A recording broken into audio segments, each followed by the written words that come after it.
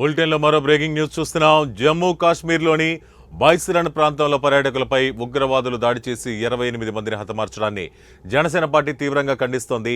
Party అధ్యక్షులు పవన్ కళ్యాణ్ ఈ దుశ్చర్యను ఖండించి మృతులకు సంతాపం తెలియజేశారు.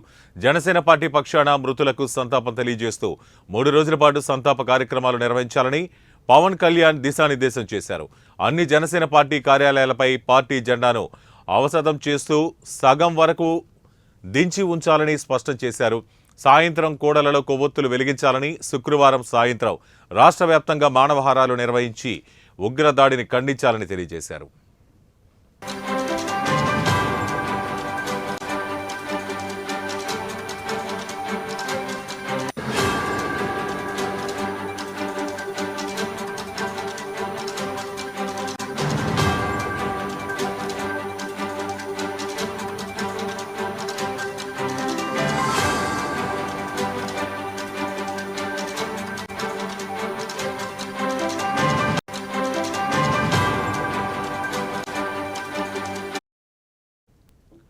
జమ్మూ కాశ్మీర్లోని పహల్గామ్లో ఉగ్రవాదుల దాడులు జరిగాయి. ఈ దాడుల్లో పలువురు చనిపోయారు. మృతుల సంఖ్య మరింత పెరిగే అవకాశం ఉందని ఇంటెలిజెన్స్ అధికారులు వెల్లడించారు. ఈ ఉగ్రదాడి పట్ల పలువురు ప్రముఖులు సంతాపం వ్యక్తం చేస్తున్నారు.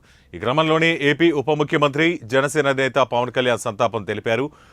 ఉగ్రవాద దాడిలో మృతులకు జనసేన ఆధ్వర్యంలో 3 రోజుల పాటు సంతాప దినాలను పవన్ కళ్యాణ్ ప్రకటించారు. ఈ మేరకు సోషల్ మీడియా మాధ్యమం ఎక్స్ వేదిక ద్వారా పవన్ కళ్యాణ్ ఓ ప్రకటన చేశారు.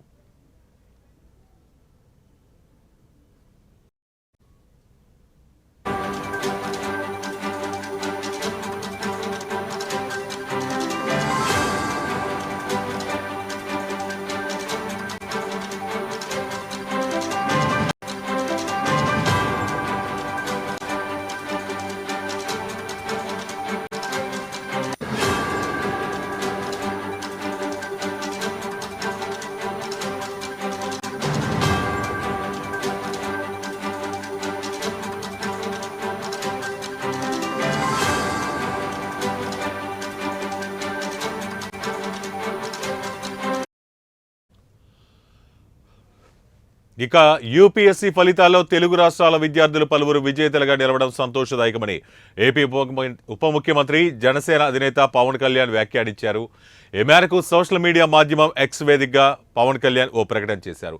11వ ర్యాంకుతో ఈ సాయి శివాని, 15వ ర్యాంకులో బాన్న వెంకటేష్ తొలి 20 మందిలో నిలిచారని చెప్పారు. పిఠాపురం పట్టణానికి చెందిన చక్కా స్నేహిత్ 94వ ర్యాంకు సాధించడంపై పవన్ కళ్యాణ్ ప్రశంసలు కురిపించారు.